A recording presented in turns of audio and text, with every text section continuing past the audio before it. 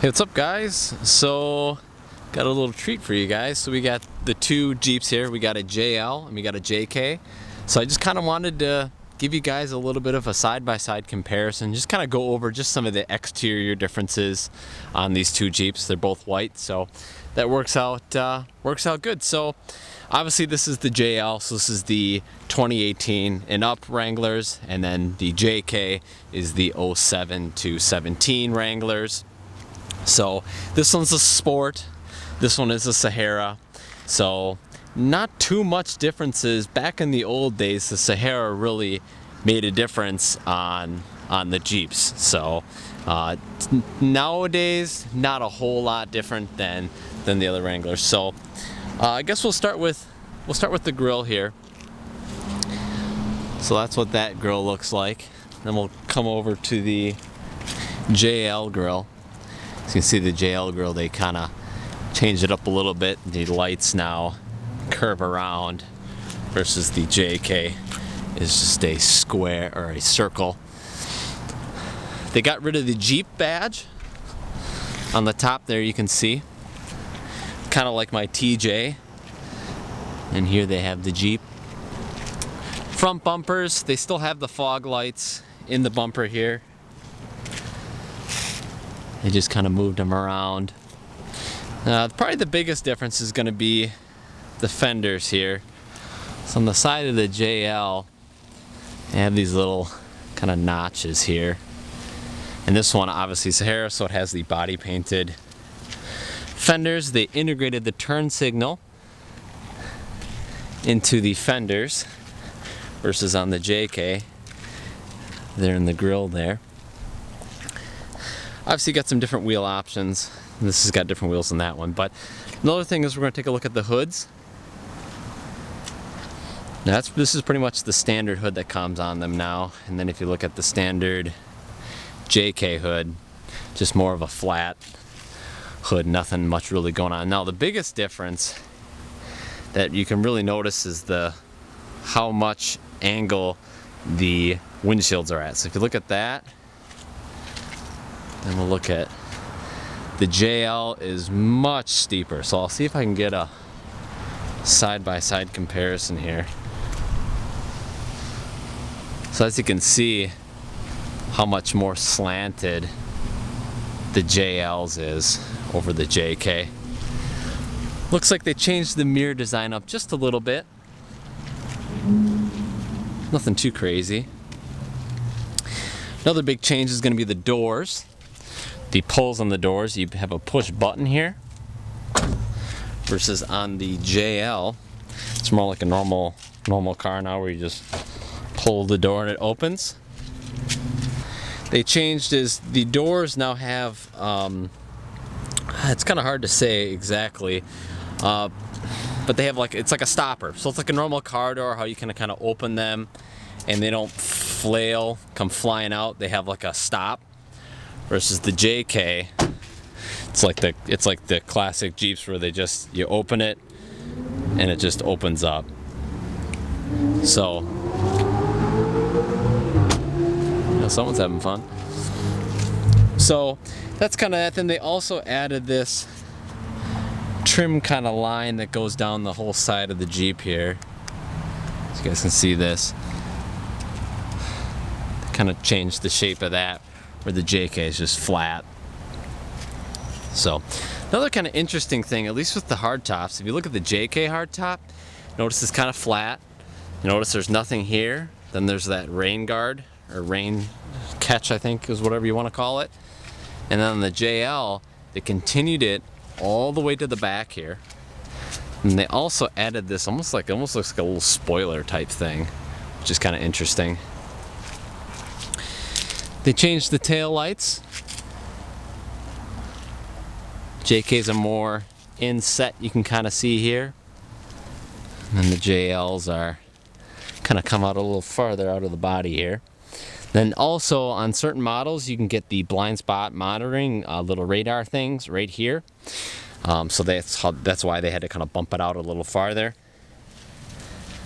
Come around to the back here. Change the tailgate up a little bit. Bumpers are obviously different. It is kind of interesting. They do look very similar. It's just the JL kind of just changed little bits and pieces here and there. I think it looks better. I really don't think this Jeep looks very good with the wheels and tires it has on it, or that Jeep. You obviously, if you're getting a Jeep, you're probably changing wheels and tires, because stock Jeeps really aren't the best looking.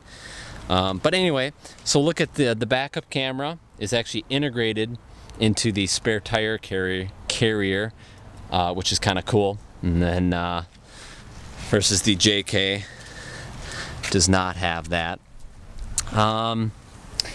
But yeah, the plastic bumpers, I think they did a nice job with the plastic bumpers. So that's the JK bumper and the JL. Everything's kind of integrated, kind of nice. But we're going to take a look at the interiors now, and that's kind of going to be the biggest change, really.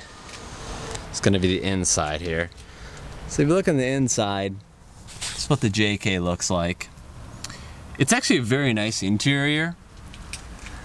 That's what the seats are. It's a very nice interior. Steering wheel's very nice. They upgraded the interior in the JKs in 2011, and I think they did a really nice job. Here's what the door panels look like. So by no means, if you're getting a JK, I think if you get a JK, you're getting a very nice looking interior. The JL definitely, I think, steps it up just a little bit. It's just a little different design.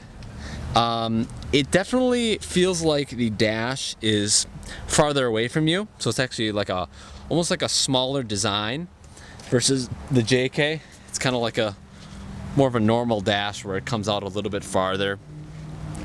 But the JL, the way they designed it, it does feel like it's a little bit closer to the front of the Jeep, which is kind of interesting. So it feels like it gives you a little more room inside here, which is kind of nice.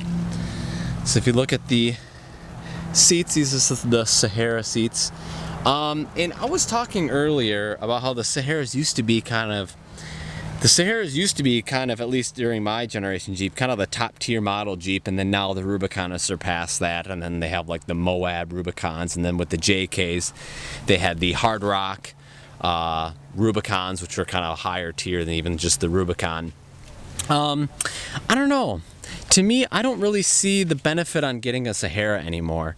The Saharas used to be cool. They have green and tan seats, and the Saharas have kind of turned into more of a luxury one. But this one's got cloth seats, and I'm guessing maybe you get a couple more, technology things with the Sahara, and maybe stereo system. But to me, if I were getting a JL, I'd either get a Rubicon or I would get a base model and build the base model.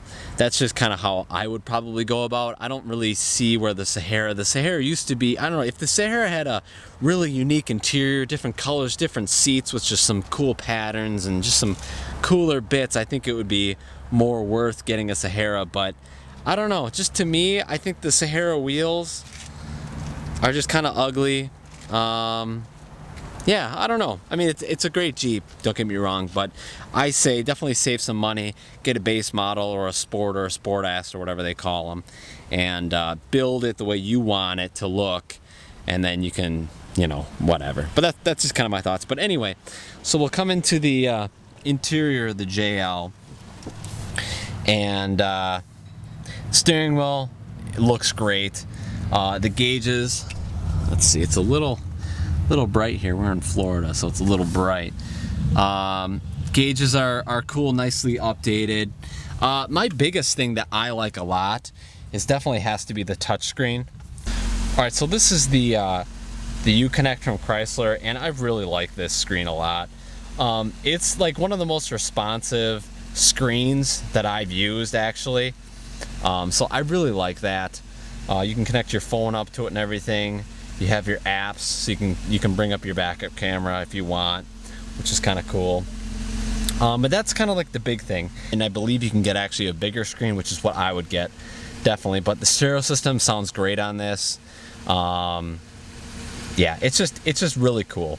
Definitely a massive upgrade over the JK is this new infotainment system. So come back down here, we have all our temperature controls. You have your window controls, which stayed the same like the JK. They're in the center here. This is cool. All the Easter eggs have stayed on the JL. So you got the old Willis Jeep here. You have over in the corner here, we got the little Jeep climbing up the windshield over there. This steering wheel is great. I think it looks really cool. Going to be all the options you can do in this middle screen here, which is really cool. So you got a lot of vehicle telemetry. Your tire pressure's got an off-road gauge. You can see your pitch and roll, your Jeep. It's just cool, and all the pictures have little pictures of Jeeps on it, which I think are pretty cool. You get fuel economy, all that kind of stuff. I will say one thing that I'll probably be doing a review on this guy later, but this auto stop thing drives me absolutely nuts. You got to hit it every time, otherwise when you're driving around your Jeep will stop. It'll turn off, which is really obnoxious. I'd get a manual anyway in something like this, so I guess it's really not that big of a deal. But yeah, so those are just kind of the main differences between the two Jeeps. So yeah, but anyway guys, those are kind of a couple of the main differences on the JL and the JK. They drive pretty relatively the same. The JL drives maybe a little bit nicer, but compared to my TJ, these drive like luxury cars, which is a good and bad thing, kind of depending on what you're looking for. But yeah, but anyway guys, I hope you enjoyed the video. If you did, please give it a thumbs up. Going to be doing some videos on probably both of these, mainly this. I'm definitely going to do a driving impressions and kind of more review on the JL while we have it here. And yeah, anyway guys, thank you for watching, and I will see you guys in the next video.